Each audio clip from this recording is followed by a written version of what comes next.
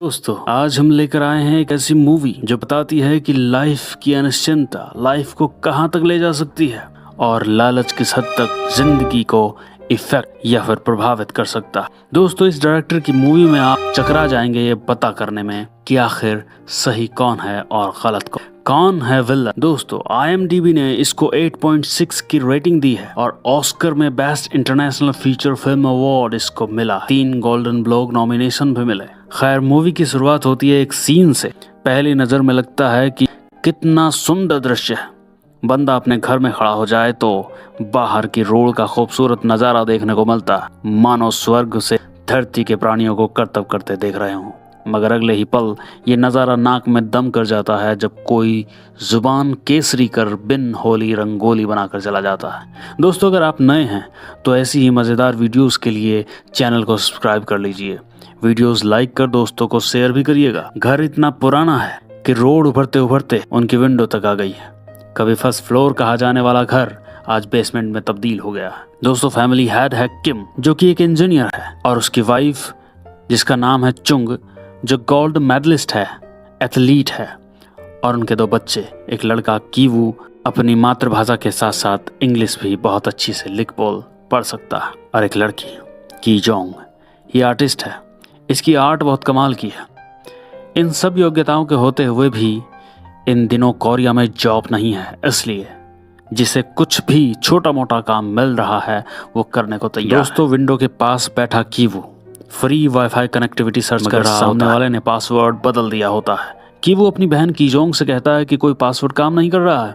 कीजोंग उसको कई और पासवर्ड ट्राई करने के लिए कहती है। इस पर कीवू कहता है मैंने सब ट्राई कर लिया। थोड़ी देर बाद उन्हें वाईफाई कनेक्टिविटी मिल जाती है मगर सिग्नल असल में उन्हें एक मैसेज का इंतजार होता है जो कि पिज्जा बनाने वाले के यहाँ से आने वाला था, पिज्जा बॉक्स बनाने के काम के लिए। दोस्तों उन्हें काम मिल जाता है मगर रेट बहुत कम था। तभी कीवू एक वीडियो दिखाता है जिसमें कोई लड़की बड़ी तेजी से पिज्जा बॉक्स बना रही थी। उन्होंने वही तरीका अपनाया। अगले ही पल हमें दिखाया जाता है कि म्युनिसिपैलिटी मच्छर किलर फॉग बाहर रोड पर घूम रहा है। तभी कीजोंग कीवू को खिड़कियां बंद करने के लिए कहता है, लेकिन किम जो कि उनका डैड होता है उसे रोक देता है क्योंकि फ्री में उनके घर के इंसेक्ट मच्छर आज मरने वाले थे और जैसे ही धुआं उनके घर में फैलता है वो सभी बेहाल हो जाते हैं। मगर किम अभी भी बॉक्स बना रहा होता है। एक दिन कीवू का दोस्त मिनहो जो कि बहुत अमीर और वेल्थी फैमिली का लड़का होता है उसके घर एक बॉक्स लेकर आता है। बॉक्स में तकदीर बदलने वाला एक पत्थर होता है जो कि मिनहो के दादाजी ने कीवू की फैमिली को देने के लिए दिया था। कीवू अपने दोस्त से पूछता है कि असल में वो क्यों आया है। मिनू बताता है कि वो आगे की पढ़ाई करने के लिए विदेश जा रहा है, लेकिन जाने से पहले वो अपनी जॉब कीवू को ऑफर करता है। मिनहो कीवू को एक लड़की की फोटो दिखाता है, वो अभी हाई स्कूल में है, और कहता है कि तुम्हें इस लड़की को उसके घर जाकर इंग्लिश का ट्यूशन देना है। असल में मिनहू उस लड़की को पसंद करता है और वो नहीं चाहता कि कोई और जाए और उस लड़की पर अपनी गलत नज़र डाले। वो विदेश से आकर उसे प्रपोज करेगा। मिनहू कीवू से कहता है कि मैं सिर्फ तुम पर ही भरोसा कर सकता था, इसलिए तुम्हारे पास आया हूँ और तुम इंग्लिश मेरे सभी दोस्तों से ज़्यादा अच्छी तरह से जानते हो। कीवू कहता है कि मैं तो टीचर भी नहीं हूँ और उन्हें कुछ डॉक्यूमेंट्स तो लगेंगे ही। इस पर मिनहू कहता है मैं तुम्हारी सिफारिश करूँगा और वो मेरी बात नहीं टालेंगे। रही बात डॉक्यूमेंट्स की, तो तुम्हारी बहन आर्टिस्ट है ना, तो क्या वो फोटोशॉप चलाना जानती है? बस बात बन जाती है। कीवू कीजोंग से कैफे ले जाकर नकली डॉक्यूमेंट्स बनवा लेता। दोस्तों ये तकदीर बदलने वाला पत्थर तुरंत ही काम करने लग जाता है क्योंकि पत्थर के घर आते ही कीवू को जॉब मिल जाती है, वो भी हाई पेमेंट के साथ। कुछ दिन बाद जब कीवू मिस्टर पार्क की बेटी को पढ़ाकर वापस जा रहा होता है तो लेडी पार्क ने एक आर्ट टीचर के लिए कीवू से पूछा कि अगर तुम्हारी नज़र में कोई अच्छी आर्ट टीचर हो तो बताना। वो अपने बेटे की पेंटिंग भी दिखाती है। तभी कीवू सोचता है कि क्यों ना कीजोंग को एज अ आर्ट टीचर यहाँ लाया जाए। तभी वो चालाकी से कीजोंग का नाम जेसिका बताता है और ये भी कहता है कि वो अभी अमेरिका से आई है, लेकिन कुछ ज़्यादा ही चार्ज करती है। अगर आप अफोर्ड कर पाओ तो she is the best teacher of art. At the same day कीवू और मिस्टर पार्क की बेटी में लव हो जाता है। कीवू अपने दोस्त की बात मानो जैसे भूल ही जाता है। दोनों आंखों ही आंखों में अपने प्यार का इकरार करते हैं और किस करके मोहर भी लगा देते हैं। दोस्तों कीवू की तो बल्ले बल्ले हो गई थी क्योंकि नौकरी तो मिली ही थी, साथ में छोकरी और पैसा भी। दोस्तों अब इन दोनों भाई बहनों को जॉब मिल जाती है। वो भी बहुत अच्छी पेमेंट के साथ। फिर भी लालच बुरी बला होती है, आप जानते हैं। अब इनके दिमाग में एक डर्टी गेम स्टार्ट हो जाता है। वो अपने मॉम और डैड को भी यहाँ लाना चाहते हैं। पार्क फैमिली में कुल 4 जॉब्स होती हैं, जिनमें से एक कीवो और एक कीजोंग को मिल जाती है। अब पार्क फैमिली में 2 जॉब्स और बची थी, एक ड्राइवर की तो दूसरी हाउसकीपर की। मगर वो 2 जॉब्स खाली नहीं थी। ये दोनों अपने काम में परफेक्ट थे और पार्क इन्हें बहुत ज्यादा पसंद करते थे। तो सबसे पहले इन्होंने ड्राइवर को निशाना बनाया। जब कीजोंग को पार्क फैमिली ड्राइवर 8 क्लास के बाद घर छोड़ने जाता है तो कीजोंग अपने अंडरगारमेंट्स गाड़ी में छोड़ देती है ताकि मिस्टर पार्क या मिस पार्क के हाथ लगे और ये उसे नौकरी से निकाल दें।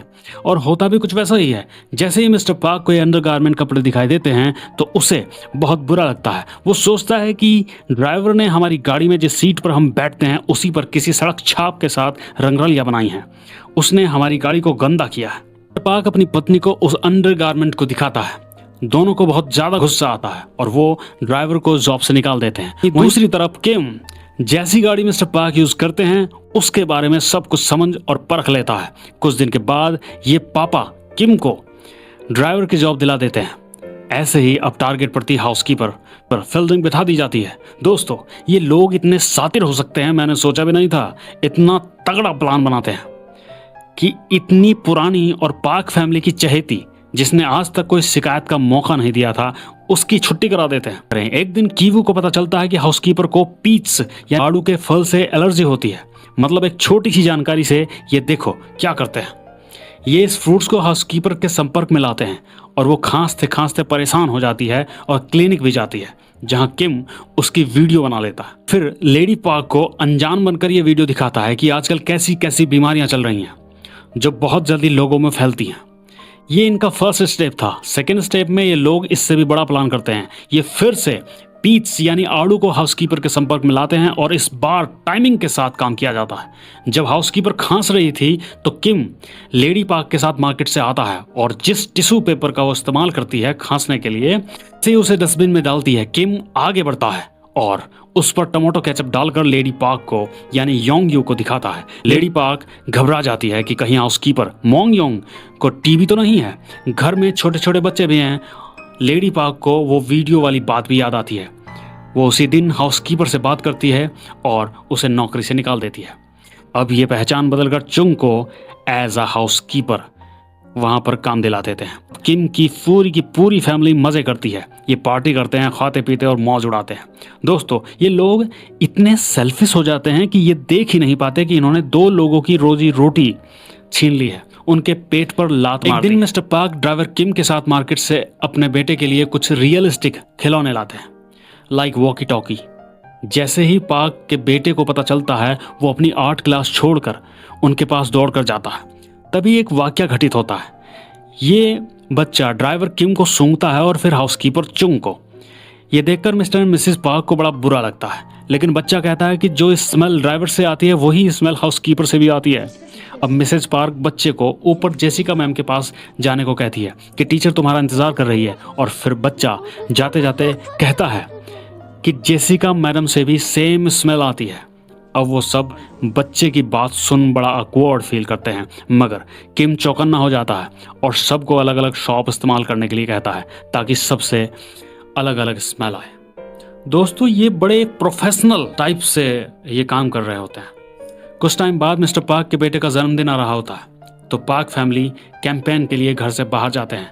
घर अब हाउसकीपर के हवाले था। जैसे ही ये पता चलता है कि घर अब खाली है तो ये चारों पार्क हाउस में ही आकर तंबू गाड़ देते हैं। उनके जाते ही मानो ये भूल ही जाते हैं कि ये लोग यहाँ काम करते हैं। इस घर का ऐसा यूज कभी घर के मालिकों ने न किया हो जैसा ये कर रहे थे। महंगी शराब, किचन, बाथरूम, बेडरूम, कपड़े, लॉन, हर चीज। तभी उसी शाम को जब ये चारों लोग नशे में धुत रहते हैं, मौसम खराब हो जाती है। तभी अचानक दरवाजे पर लगे कैमरा वॉइस से आवाज आती है। जब ये देखते हैं तो वहां ओल्ड हाउसकीपर आई हुई होती है जिसे इन्होंने बाहर निकलवाया था। वो बताती है कि उसका कुछ सामान रह गया है जिसके लिए वो यहाँ आई है। दोस्तों, उसकी हालत बदहाल रहती है, मानो किसी ने उसके साथ मारपीट की हो। उसके चेहरे पर चोट के निशान देखे जा सकते। जैसे ही वो घर में आती है, हाउसकीपर चुंग को छोड़कर बाकी सब छुप जाते हैं। ओल्ड हाउसकीपर सीधे किचन की तरफ जाती है। दोस्तों, किचन के अलमारी के पीछे बंकर में जाने का रास्ता देख चुंग के होश उड़ जाते हैं। जैसे ही वो बंकर में ओल्ड हाउसकीपर के पीछे जाती है तो ओल्ड हाउसकीपर हनी हनी चिल्लाती हुई जाती है। ये चारों लोग घबरा जाते हैं कि आखिर हो क्या रहा है। नीचे बंकर में ओल्ड हाउसकीपर अपने हस्बैंड को छुपा कर रखती है, उसी को वो हनी बोल रही थी। चुंग हैरान हो जाती है जब वो चुंग को उसका नाम से पुकारती है। चुंग उससे पूछती है कि वो उसका नाम कैसे जानती है। ओल्ड हाउसकीपर बताती है कि वो अभी भी लेडी पार्क से टेक्स्ट मैसेज के थ्रू बात करती रहती। अब ओल्ड हाउसकीपर अपनी कहानी बता रही होती है। वो बताती है कि पार्क फैमिली से पहले यह ज़मीन एक नामगुंग नाम के एक व्यक्ति की थी। मैं इससे पहले उन्हीं के यहाँ काम करती थी और उन्होंने ये बंकर नॉर्थ कोरिया के हमले से बचने के लिए बनाया था। नॉर्थ कोरिया ने कभी कोई हमला नहीं किया तो मिस्टर नामगुंग इस घर को मिस्टर पार्क को बेचकर चले गए, लेकिन उन्होंने इस बंकर के बारे में उन्हें कुछ भी नहीं बताया। मिस्टर पार्क को हाउसकीपर की ज़रूरत थी तो उन्होंने मुझे ही काम पर रख लिया और आज तक भी मिस्टर पार्क या किसी भी पार्क फैमिली को इस बंकर के बारे में कोई जानकारी नहीं। मेरे हस्बैंड ने एक लोन लिया था मगर हम उसे चुका नहीं पाए और वो लोग मेरे पति को जान से मारने के लिए ढूंढ रहे थे, तो मैंने अपने हस्बैंड को इस बंकर में लाकर छुपा दिया और तभी से हम ऐसे ही छुप कर रह रहे हैं। अब चुंग उसे धमकाती है कि वह इस बारे में पुलिस को बता देगी। ओल्ड हाउसकीपर चुंग के हाथ जोड़ती है, उसके सामने गिड़गिड़ाती है मगर चुंग उसकी एक नहीं सुनती। तब किम, कीजोंग और कीहू जो छुपकर सारी बातें सुन रहे थे फिसल कर ओल्ड हाउसकीपर के सामने जा गिरते हैं। दोस्तों, ओल्ड हाउसकीपर समझ जाती है कि ये लोग अपने नकली नाम और गलत जानकारी देकर यहाँ घुसे हैं। वो इन सभी का वीडियो बना लेती है और अपना एक हाथ सैंड के बटन पर रख इन्हें ब्लैकमेल करने लगती है। अब वो सबको बंकर से बाहर ले आती है और देखती है कि ये लोग तो यहाँ पार्टी कर रहे होते हैं। ओल्ड हाउसकीपर इनके सभी कारनामों की वीडियो बना लेती है। अब ये दोनों मजे करने लगे। दोस्तों, ये भी पूरे हफ्सी होते हैं। कभी आपको मौका मिले तो ये मूवी देखना। अब अचानक मौका देखकर ये सब इन दोनों पर टूट पड़ते हैं ताकि ये मोबाइल से वीडियो डिलीट कर सके और ये कामयाब भी हो जाते हैं। दोस्तों, कीवू सारी वीडियोस डिलीट कर देता है। तभी अचानक फोन की घंटी बजती है। चुंग फोन उठाती है। लाइन पर मिस पार्क होती है। मिस पार्क चुंग को बताती है कि मौसम खराब है और बारिश भी तेज हो रही है और पास ही की नदी उफान पर है और उनका बेटा डा सोंग घर के लिए रो रहा है, इसलिए वो रास्ते से ही वापस आ रहे हैं और लगभग 8 मिनट में वो घर पहुंच जाएंगे। बस उन सभी के पैरों तले से जमीन नहीं खिसक जाती है क्योंकि जो रायता उन्होंने फैला रखा था वो भी तो साफ करना था। दोस्तों, वो सभी तुरंत सब ठीक करने के लिए लग जाते हैं। ओल्ड हाउसकीपर और उसके हस्बैंड को एक बंकर में ले जाते हैं। उधर पार्क फैमिली जब घर में एंटर कर चुकी होती है तो जो जहां पर था वहीं छुप जाता है। नीचे इतने में ओल्ड हाउसकीपर किसी तरह से किम के हाथ से निकल ऊपर आने की कोशिश करती है। तभी चुंग उसे लात मार फिर से बंकर में गिरा देती है। उसका सिर दीवार से टकराता है और वो ऑलमोस्ट मर ही जाती है, चली जाती है। अब किम इन दोनों को बांधकर बंकर से बाहर आ जाता है। कीवू भी डायहाई के बेडरूम से बाहर आ जाता है। जैसे ही ये कीजोंग के पास पहुंचते हैं, ये बाहर भागने ही वाले थे कि तभी डासोंग ऊपर से आ जाता है और पीछे पीछे मिस्टर एंड मिसेस पार्क भी आ जाते हैं और इन तीनों को वहीं टेबल के नीचे छुपना पड़ जाता है। दोस्तों, असल में डासोंग घर के बाहर लॉन में टेंट लगाकर उसमें वॉकी टॉकी लेकर घुस जाता है और अपने मॉम डैड से copy that and over and out करता रहता। मिस्टर एंड मिसेस पार्क वहीं टेबल के पास वाले सोफे पर ही बैठ जाते हैं और वहीं पर सोने का प्लान बना लेते हैं। और दोस्तों, वहीं टेबल के नीचे कीजोंग, कीवू और उनके डैड किम छिपे हुए थे। तभी मिस्टर पार्क कहता है कि आसपास से बदबू आ रही है। लेडी पार्क पूछती है कि कैसी बदबू।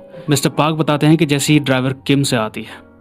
अब नीचे लेटा किम घबरा जाता है, कहीं वो उनके सूंघते सूंघते नीचे न झांकने लगे। दोस्तों, ये दोनों उसकी स्मेल के बारे में बातें करने लगते हैं। मिस्टर पार्क कभी सड़ी मूली की तरह बताते हैं तो कभी पुराने सड़े सूखे चितड़ों जैसी। टेबल के नीचे छुपा किम और उसके साथ कीवू, कीजोंग ये सब सुन रहे थे। किम को बहुत बुरा लग रहा था। वो सोच रहा था कि इन लोगों की हम लोगों के प्रति कैसी सोच है। वो अपने आप को सूंघ कर भी देखता है। फिर अचानक मिस्टर एंड मिसेस पार्क का मूड बन जाता है और वो गुलाबी बातें करने लगते हैं। दोस्तों, मजे करने लगते हैं और टेबल के नीचे छुपे ये तीनों शर्म से पानी पानी हो जाते हैं। बेचारा किम अपनी आंखों पर हाथ रख इस दिन को बड़ा कोस रहा होता है। अब रात बहुत हो जाती है। तभी चुंग टेबल के नीचे छुपे कीवू को मैसेज करती है कि सब सो रहे हैं, निकल जाओ, और ये तीनों वहां से निकल जाते हैं। रास्ते में बहुत बारिश हो रही थी। इन लोगों का घर बहुत दूर था। जब ये अपने घर पहुंचते हैं तो वहां चारों तरफ पानी ही पानी, और वो भी सिवर का पानी। दोस्तों आप सोच कर देखिएगा, क्योंकि जहां ये रहते थे वो पूरा इलाका बाकी जगह से काफी नीचान पर था। आज कुदरत ने इन्हें आसमान से सीधे जमीन पर पटक दिया था। अभी कुछ घंटों पहले ही तो ये साउथ कोरिया के सबसे अमीर लोग थे। अभी आलीशान घर से रोड पर आ गए थे, 5 स्टार बाथरूम से सीधे गटर के ऊपर। मतलब जो था वो भी सब खत्म हो गया था। अब उस इलाके के लोग एक बड़े से हॉल में रात गुजारते हैं और उधर ओल्ड हाउसकीपर को होश आ जाता है, जिसे वो बंकर में बांध कर आए थे। वो अपने हस्बैंड को खोल देती है। उसके सर पर गहरी चोट आई थी, वो अपने हस्बैंड के हाथों में दम तोड़ देती है। और दोस्तों अभी इनके बर्बाद होने की कहानी खत्म नहीं हुई है, आगे देखिएगा। अगले ही दिन पार्क फैमिली अपने बेटे का बर्थडे पार्टी अरेंज करती है। वो शहर के अपने जैसे रईस लोगों को इनवाइट करते हैं, तो ये कीवू और कीचोंग को भी इनवाइट करते हैं। और चुंग तो ऑलरेडी वहां पर है ही है। सुबह होते ही पार्टी की तैयारियां शुरू हो जाती हैं। ये तीनों पहुंच जाते हैं। मिस पार्क को मार्केट से कुछ सामान लाना था, तो वो किम को लेकर मार्केट जाती है। वहीं वो फोन पर बात करती है, थैंक गॉड कल रात बारिश हुई थी, आज का मौसम बहुत ही सुहाना है। किम जो वहीं पर उनकी बातें सुन रहा था, उसे बड़ा बुरा फील होता है, क्योंकि इनके लिए कल रात की बारिश बड़ी मजेदार रही और उसका तो घर सामान सब खत्म हो गया। क्योंकि पिछली रात उनके साथ क्या क्या हुआ था ये उसे कभी भूल भी नहीं सकते थे। तभी किम नोटिस करता है कि मिस पार्क को बदबू आ रही है और वो गाड़ी का शीशा नीचे कर रही है। ये देखकर किम को बहुत बुरा लगता है और उसे गुस्सा आ रहा होता है। दोस्तों अब वो घर आ जाते हैं। मिस्टर पार्क किम को एक नाटक प्ले करने को कहते हैं, जिसमें वो दोनों आदिवासी का रोल कर रहे थे। जैसे ही कीजोंग केक लेकर आएगी, वो खेल खेल में उसके ऊपर अटैक करने वाले, जिससे उनके बेटे को मजा आ जाता। किम उसके लिए बिल्कुल भी तैयार नहीं था, क्योंकि वो बहुत अपसेट था। लेकिन पार्क उसकी बात सुनने की बजाय उसको कहता है कि तुम्हें मैं इसके लिए अलग से पैसे दूंगा, कोई मैं तुमसे फ्री में नहीं करवा रहा हूँ, इसलिए जो कहता हूँ करो। ये तैयार हो रहे थे। वहीं दूसरी तरफ दिखाया जाता है कि कीवू पार्क की बेटी के साथ होता है।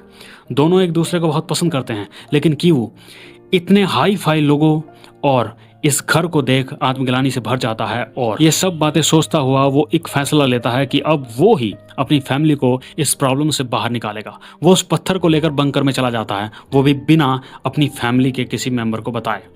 बंकर में ओल्ड हाउसकीपर तो मर चुकी थी, मगर उसका हस्बैंड बहुत गुस्से में था और वो घात लगाए बैठा था, क्योंकि वो सोचता था कि उसकी पत्नी की जान फॉर नो रीजन गई थी। अब इन दोनों में हाथापाई हो जाती है और कीवू उससे बचकर बाहर किचन तक आ जाता है, मगर ओल्ड हाउसकीपर का हस्बैंड उसके सर में वही करामाती पत्थर दे मारता है। कीवू ज्यादा जख्मी हो जाता है। अब कीजोंग केक लेकर आ रही होती है, उधर ओल्ड हाउसकीपर हस्बैंड बाहर आ जाता है। उसके हाथ में एक बड़ा चाकू होता है और वो कीजोंग को पहचान लेता है, उसके सीने में चाकू घोंप देता है। वहीं पार्क का बेटा खड़ा रहता है। ये देखकर उसे फिर से दौरे पड़ जाते हैं और वो जमीन पर गिर जाता है। जिस तरफ भगदड़ मच जाती है, वो घायल कीजोंग को पकड़ चुंग को चिल्लाकर बुलाने लगता है। वो चाहता था कि इनका भांडा फूट जाए और ये लोग बर्बाद हो जाएं। तभी चुंग बिना किसी की परवाह किए अपनी बेटी को बचाने के लिए उस पर टूट पड़ती है। वहीं किम बेटी का खून बहता देख घबरा जाता है। वो ब्लीडिंग रोकने की पूरी कोशिश करता है, मगर नाकाम होता है। दूसरी तरफ पार्क की बेटी घायल कीवू को अपने पीठ पर लादे हेल्प की गुहार लगा रही थी। ये देख किम की सांसें अटक जाती हैं। उधर पार्क किम को कहता है कि जल्दी से कार निकालो, बेटे को हॉस्पिटल ले जाना है, क्योंकि एम्बुलेंस को आने में टाइम लग सकता है। अब किम क्या करे? एक तरफ उसके खुद का बेटा बेटी घायल पड़े दम तोड़ रहे थे और कोई भी उनकी मदद के लिए आगे नहीं आ रहा था। अब मिस्टर पार्क किम से गाड़ी की चाबी उसकी तरफ फेंकने के लिए कहता है। किम चाबी फेंक देता है, मगर चाबी के ऊपर बंकर से निकला वो कातिल गिर जाता है। और क्योंकि चुंग ने उसके पेट में कबाब बनाने वाली रोड घुसा दी थी, अब यहाँ पर एक अजीब घटना घटित होती है। जैसे ही पार्क उसके नीचे से चाबी निकाल लेता है और जा रहा होता है, किम चाकू उठा मिस्टर पार्क के सीने में घोंप देता है। सब हैरान हो जाते हैं कि ये क्या हुआ। असल में जब पार्क चाबी निकाल रहा होता है तो वो अपनी नाक बंद कर लेता है। उसे उससे स्मेल आ रही होती है और किम ये सब देख रहा होता है। किम को गुस्सा आ जाता है कि इसे अब जब चारों तरफ खून ही खून भगदड़ मची हुई है और लाशें बिछी हुई हैं, ये उस स्थिति में भी इसे बदबू आ रही होती है। बस किम को पार्क से घिन आ जाती है और वो उसे मार देता है। अब वो अपनी फैमिली को देखता है और वहां से भाग जाता है। कीजोंग और पार्क दम तोड़ देते हैं। महीनों बाद जब आगे हम देखते हैं तो हॉस्पिटल में कीवू को होश आ जाता है, मगर वो हंसता रहता है। ठीक होने के बाद कोर्ट में उन्हें कुछ सजा दी जाती है। तो ये दोनों सजा काट कर घर आ रहे होते हैं, मगर अभी कीवू को ये पता नहीं था कि कीजोंग मर चुकी थी। उसे यही पता था कि वो घर जाकर कीजोंग से मिलेगा। घर जाने के बाद उसे पता चलता है कि कीजोंग भी मर चुकी है। दोस्तों, ये बात सुनकर भी कीवू हंसता रहता है। उसकी दिमागी हालत कुछ ठीक नहीं रहती। कुछ टाइम बाद मिस पार्क घर किसी जर्मन फैमिली को बेचकर वहां से चली जाती है। अब कीवू उस घर को देखता रहता है। वो रोज यही करता, वो रोज यहाँ पर आता और यही करता है, उस घर को देखता रहता है। तभी उसकी नजर एक बल्ब पर जाती है जिसका स्विच उस बंकर में होता है, और उसका स्विच का जो साइन होता है वो मॉर्फ कोड में होता है। कीवू उस मॉर्फ कोड को डिकोड करता है। उसे पता चलता है कि उसके पिता वहीं उस बंकर में छिपे बैठे हैं। वो दोनों मॉर्फ कोड के थ्रू बातें करते हैं। किम बेटे को बताता है कि उसने ओल्ड हाउसकीपर का अंतिम संस्कार भी कर दिया है और ये नई फैमिली घर ज़्यादा नहीं रहती है, इसलिए वो खा पी लेता है।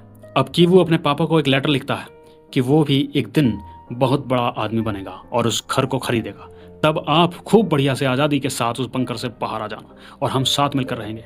दोस्तों, असल में कीवू ये सब अपने मन में सोच रहा होता है और सोचते सोचते उसे नींद आ जाती है और फिल्म खत्म हो जाती है। दोस्तों, इस फिल्म का डायरेक्टर और प्रोड्यूसर वोंग जो-हू ये ऐसी ही उलझी हुई फिल्में बनाता है। कई बार हम उलझ जाते हैं कि सही कौन है और गलत कौन है। ये बात मैंने स्टार्टिंग में भी की थी।